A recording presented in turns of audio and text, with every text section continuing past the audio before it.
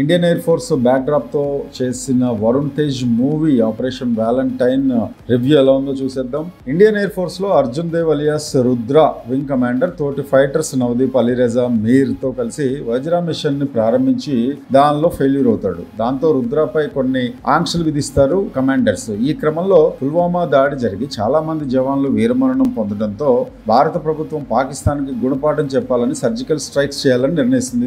ఈ మిషన్ ను లీడ్ చేసే బాధ్యతని హీరోకి అప్పచెప్తారు. ఎదురుదాడి చేసేలా రూపొందించిన వజ్ర మిషన్ అమలు చేయడంలో రుద్ర మరి ఎందుకు ఫెయిల్ అవుతాడు, వజ్ర మిషన్ ఫెయిల్యూర్ తో రుద్రకి ఎలాంటి నష్టం జరిగింది, ఎయిర్ ఫోర్స్ లో పనిచేసే అహానా గిల్ అంటే మానుషి చిల్లర్ తో ఎందుకు తనకి కొంత విభేదాలు వస్తాయి అనేది మిగతా స్టోరీ నడిపించడంలో సక్సెస్ అయ్యాడు. అయితే కొంత లవ్ స్టోరీ రొమాంటిక్ పార్ట్ అనేది పక్కన పెట్టి ఫస్ట్ హాఫ్ సెకండ్ హాఫ్ లో ఎక్కువగా వార్ మీద కాన్సన్ట్రేట్ చేసే డైరెక్టర్ దానిలో సక్సెస్ అయ్యాడనే చెప్పాలి. మన ఎయిర్ ఫోర్స్ వింగ్ పాకిస్తాన్ పై ఎలాంటి దాడి చేసింది అనే ప్రశ్నలకి కరెక్ట్ సీన్స్ తోటి ఆపరేషన్ వ్యాలంటైన్ సినిమా తీశారనిపించింది. ఇక గ్వాలియర్ ఎయిర్ బేస్ లో జరిగిన సంఘటన సీరియస్ గా మొదలవుతుంది. ఆ తర్వాత కథ బ్యాక్ డ్రాప్ శ్రీనగర్ కి వెళ్తుంది. వరుణ్ తేజ్ ఎంట్రీ, మానుషి చిల్లర్ క్యారెక్టరైజేషన్, కొంత బలమైన సన్నివేశాలు ఫస్ట్ హాఫ్ లో ప్రేక్షకుడికి ఒక ఎమోషనల్ కనెక్ట్ చేసే విషయాలు మాత్రం ఫస్ట్ హాఫ్ లో ఉండదు, ఏదో సాదా సీదాగా అనిపిస్తుంది. కానీ ఇంటర్వెల్ తర్వాత దర్శకుడు తీసుకున్న పాయింట్ మూవీ కనెక్ట్ చేసింది. దాంతో సెకండ్ హాఫ్ లో ఏం జరగబోతుంది, డైరెక్టర్ ఎలా డీల్ చేయబోతున్నాడు అనేది